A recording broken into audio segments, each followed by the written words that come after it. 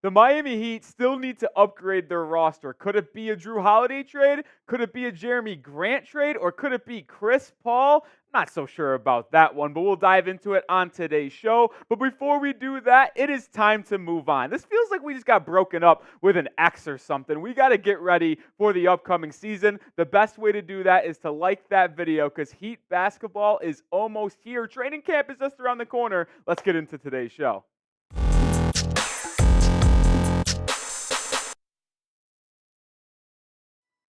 All right, this is the Heat Report by Chat Sports. I'm Nic Rohloff. It's time to dive in to the Jrue Holiday portion of today's episode. And it all starts with our main man, Barry Jackson of the Miami Herald, who reported this morning.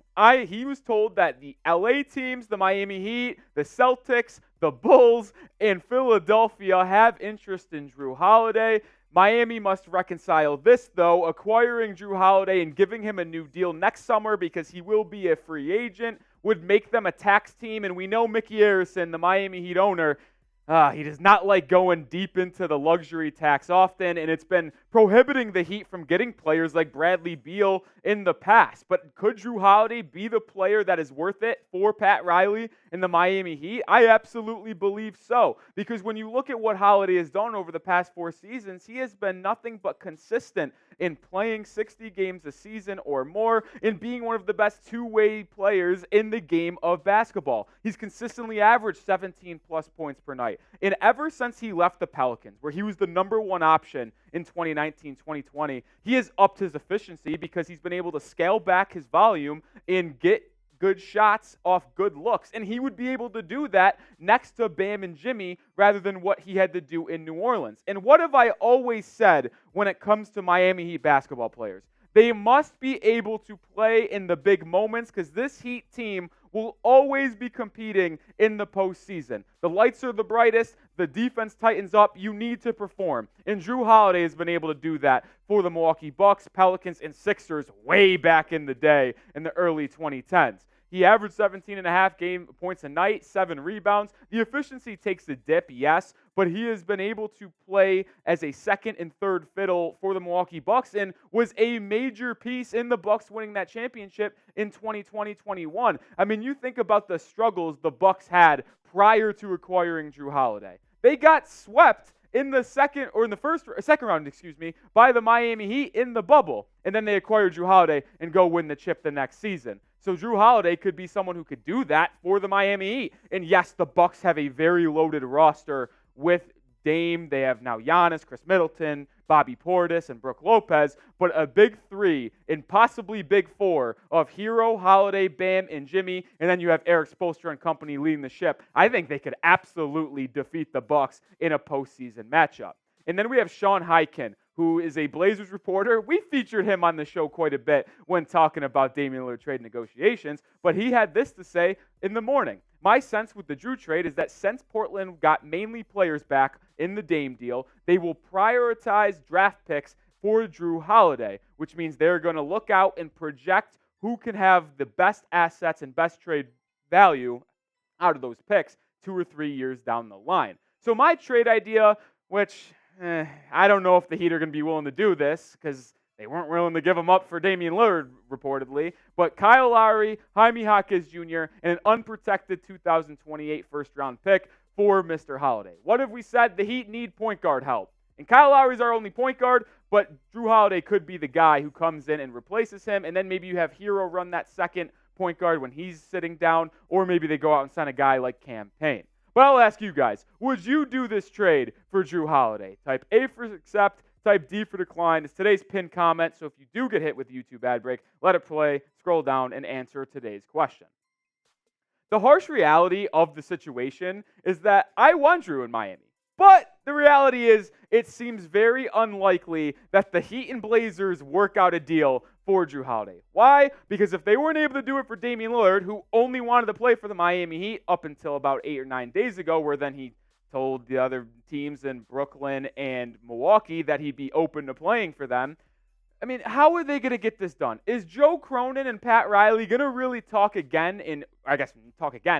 all about a trade this summer and negotiate for Jrue Holiday? If they couldn't get it done for Damian Lillard, I doubt they do it for Jrue Holiday, even though I think it would be a very smart basketball decision for Pat Riley to pick up that phone, get his ego down, and try to get Jrue Holiday.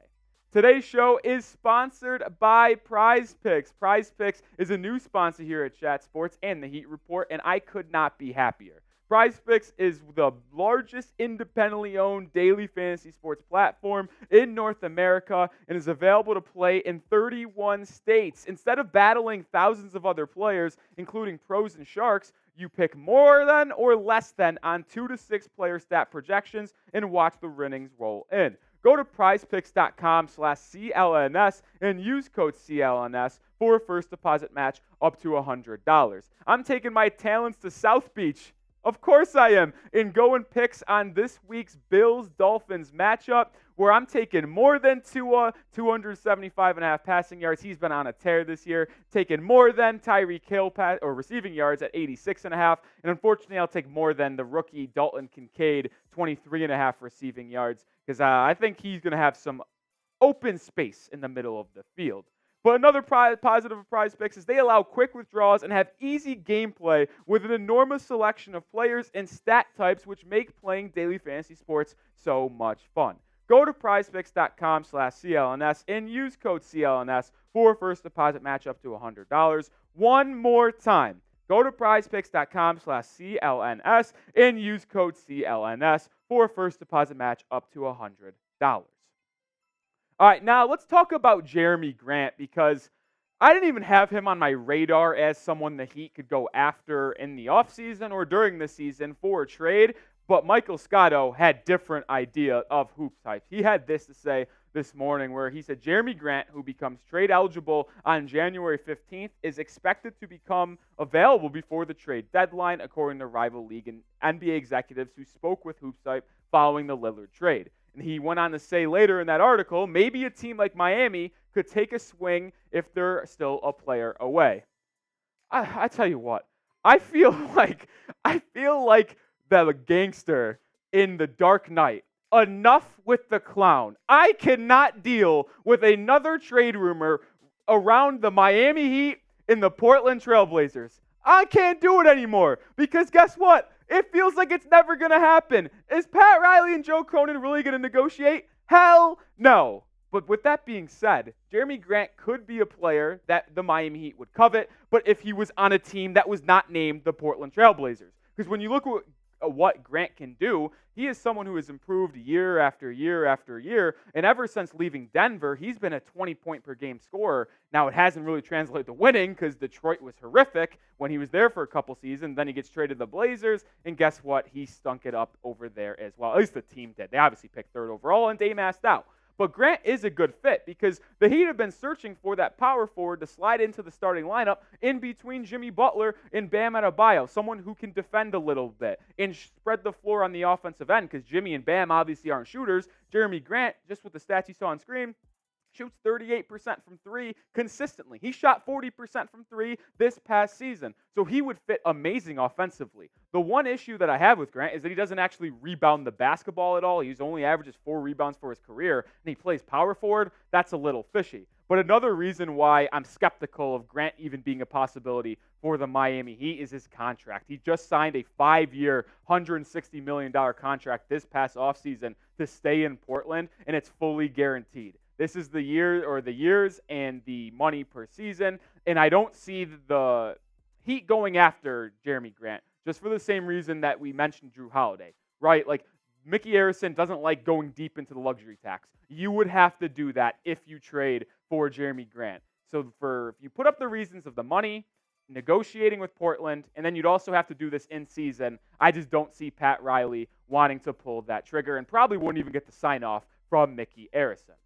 Coming up, are the Heat linked to Chris Paul? CP3, the 38-year-old point guard? Are we serious? We're going to talk about that in a second, but I want you guys to subscribe to us here at the Heat Report because we cover the Heat in all facets of the game, whether it be Heat news, Heat rumors, analysis, or when we come into the season and we're going to be doing watch parties. Stay tuned for that. Subscribe to us here at the Heat Report, youtube.com/Heat Report. All right, Kevin O'Connor was the one who linked Chris Paul to the Miami Heat, and he said that, let's say things go poorly for Chris Paul and with the Warriors, right? Not many teams need a lead point guard, and not many teams could offer playoff-ready assets in return. Miami could, though. I want to say this, and I want this to be crystal clear. I do not want Chris Paul on the Miami Heat. This is a disaster waiting to happen. One reason why, he's 38 years old and he's been declining over the past 4 seasons. And I am not in on a declining small point guard that has injury history. I mean, he did really good with the Thunder, right? And then in the offseason, he gets to the Phoenix Suns. And then he has a lot of success where they lost in the finals and with the Phoenix Suns. And he's consistently declined his points per game every season. One thing that is not left is his playmaking. He's going to always average 7+ assists a night because that's just who he is. He's efficient from the field usually, but this past season in 59 games, he went from 49% from the field, which he shot the past 3 seasons, all the way down to 44. I see the decline happening, and I do not love it one bit. And if you couldn't understand why I'm out, here's 4 reasons why I'm out even more. He's 38 years old. I'm not dealing with a 38-year-old point guard that's 6'1" and has injury history. Like I said, number 2, he's injury prone. He is always dealing with injuries. And if he didn't get injured when he was with Houston, they might have even beat the Golden State Warriors in the Western Conference Finals, but the injury history comes back. Another reason, he does always choke in the playoffs. He's not a big-time performer. And just like I mentioned with Jrue Holiday and how the Miami Heat covet players that rise to the occasion, like a Caleb Martin, like a Jimmy Butler, like a Bam Adebayo, Chris Paul does not do that, opposite of Heat culture. And then the last thing, I'm not losing assets for Chris Paul, right? Like, I don't think it would be worth spending of any picks, second or first round picks, or a young guy at all for Chris Paul. So you know I'm not going to pick CP3 when I ask you this question. Pick a trade target. Could it be Jrue Holiday? Which one's your favorite? Type JH. If it's Jerami Grant, type JG. And if it's Chris Paul, which obviously I'm not typing Chris Paul, type CP. I'll go Jrue Holiday, but I'll tell you what, guys. I have lost hope in the Miami Heat making a move before the season. If they make a move, maybe it's signing a backup point guard like Campaign. But do I think they trade for a big-time player to improve the roster? No. What has shown us that they will do that, even though I think it's in the best interest of the team? Clearly, some executives in the Miami Heat organization do not feel the same way. So if I'm going to see a trade happen, it's probably going to be at the deadline. But honestly, who knows?